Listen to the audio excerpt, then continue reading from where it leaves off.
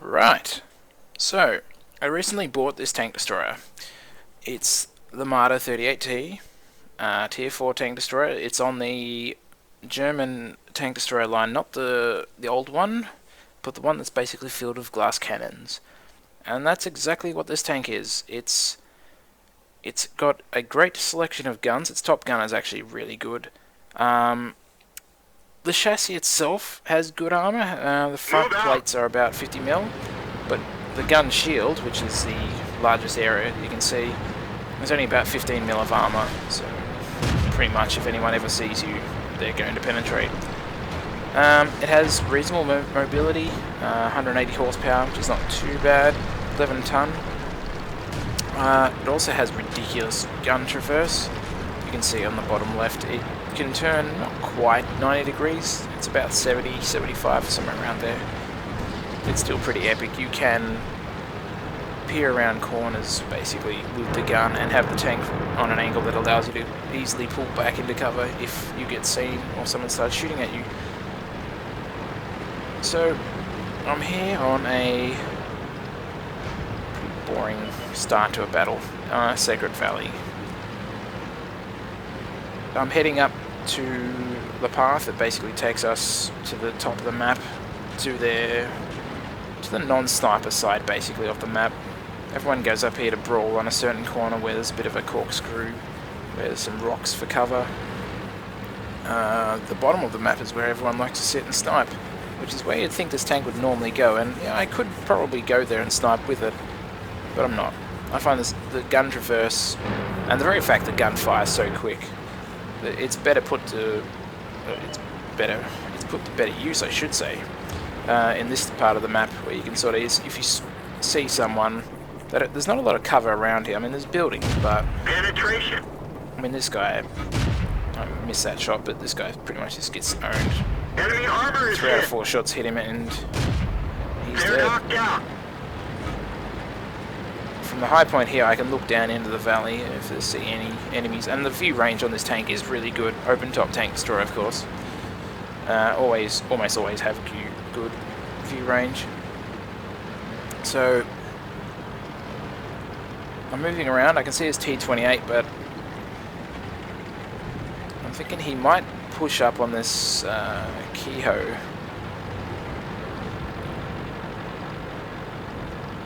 And I'm also looking at this DW2. I love DW2s. They lack armor and are big HP pools.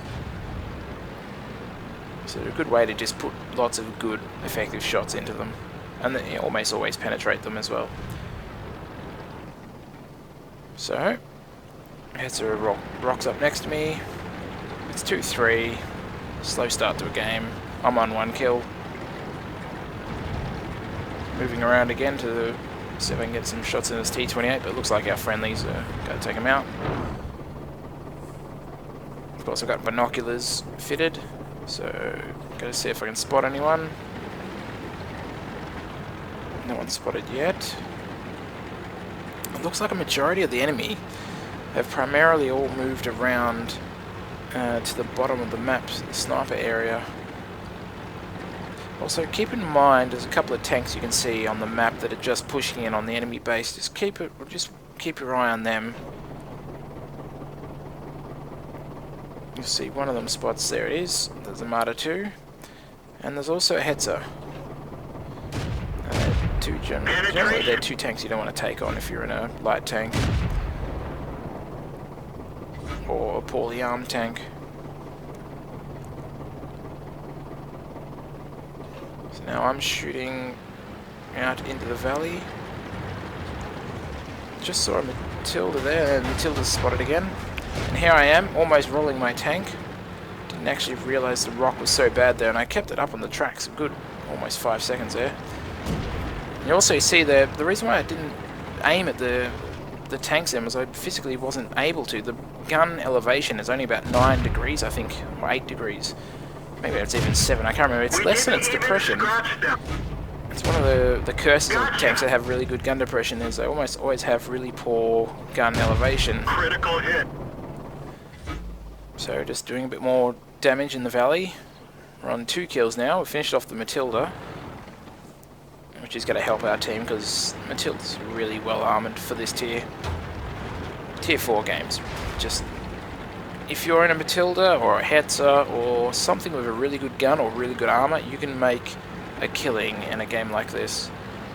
You can either just watch shots bounce off you because no one has a really good gun, or you can smash people with derp cannons like what the Hetzer and similar have sometimes.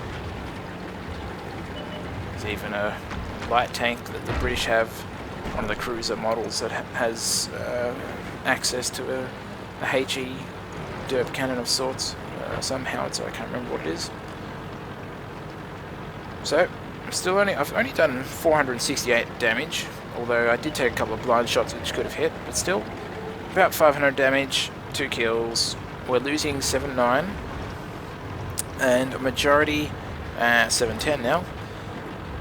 And a majority of the enemy team have last been spotted around the bottom of the map where we have no one. So it's pretty much just 3 of us here, 3 friendlies against a few enemy, and again gun elevation sort of cost me there. T-46 gets into some cover. I take a shot thinking it's a building that I might be able to shoot through, but it's not. I see that they're homing on the DW2 at the moment. He's bounced one shot, they missed another. And they've just bounced another, I think.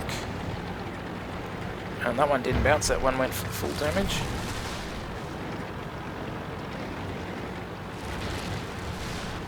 I'm really not sure how a DW2 gets classified as a heavy tank when a Matilda is a medium, but anyway.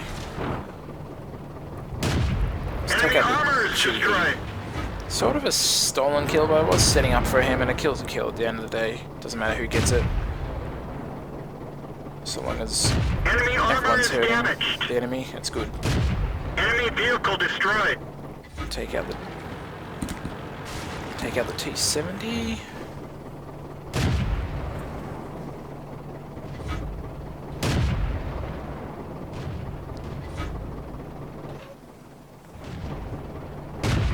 Running a little low. I only noticed here. There it goes. You see the counter just below my crosshairs. Just went to 6, but when you're running low on ammunition, it goes red. That's why I noticed I was out of. Now watch this. Enemy armor is destroyed. 2-shot of Marder 38T. Now that is only capable if you use HE rounds on them, because they do more damage. The track. Get going. And of course they always penetrate. They're knocked out. So I'll take out the Lux as well, and there's that T-46 that I've been trying to get hits on for God knows how long. So now I'm down to either premium shells or HE shells. So finish him off, there we go.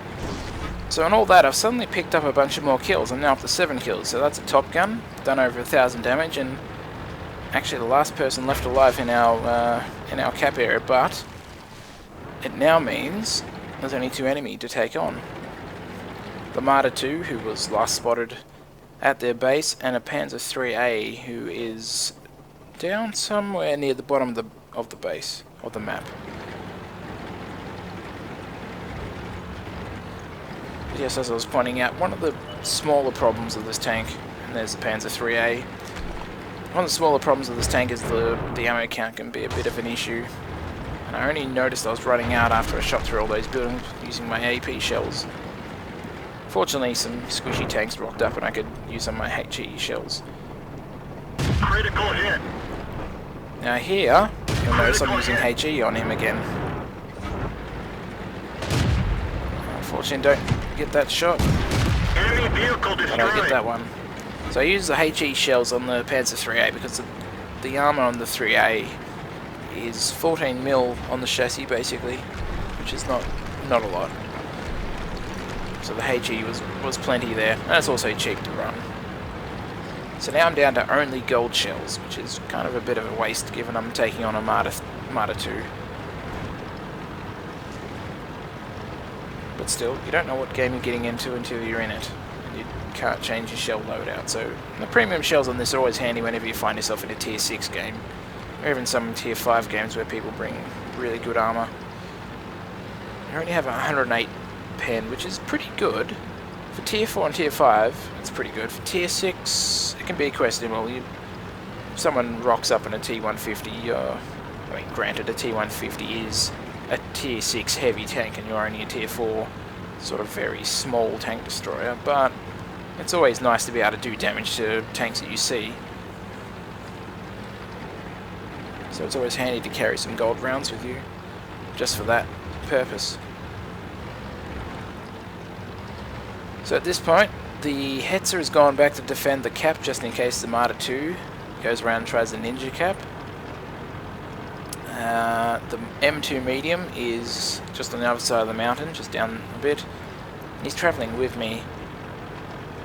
Now the problem here is that the Marder 2 actually has the same guns that I do, that they don't quite have the same accuracy. The stats are slightly less, but effectively same damage, same penetration. So he can two-shot me. The other problem is that his camo rating before he shoots is going to be pretty similar to mine as well. It's going to be pretty good. When he shoots, his camo rating is going to drop right down, and I'm probably going to spot him. But by that stage, I probably am going to be moving, so by the time I've stopped and then aimed up on him, he's most likely going to get another shot into me, and I can't take two shots. Whereas, if I switch to external, you can see the M2 medium, 210 HP as opposed to my 160. Here has, if the Marder 2 gets two lower damage rolls, not by much, the M2 medium can actually handle two shots and get away with it. So I'm not going to rush the cap. I'm not going to rush towards this Marder 2 hoping I can spot him. Because chances are if I do that, he's going to kill me. What I am going to do is use my really good view range. I'm just going to sort of sit up here and wait for the Marder 2 to shoot. Now he's got to shoot the M2 medium, but that's okay. M2 medium to take a shot. And then while his camo is down, I'm going to then put a shot into the Marder 2. Or at the very least just spot the Marder 2 up. Marder 2 is on 14 HP, keep in mind, which I can tell because of my plugins. Last spotted on 14 HP. And there he is. He's shot, he's put around an M2 medium, gets spotted by me, M2 medium finishes him off. So there we have it. Now, I'll show you the endgame screenshot from this. So, Top Gun, 1,455 damage. I did take a couple of shots that were blind shots where I estimated where they were. A couple of them did hit, so nearly 1,500 damage. We can pretty much see every single tank that I shot at I killed. 8 kills. No spotting damage, ironically, which is kind of surprising, but anyway. So, overall, that was a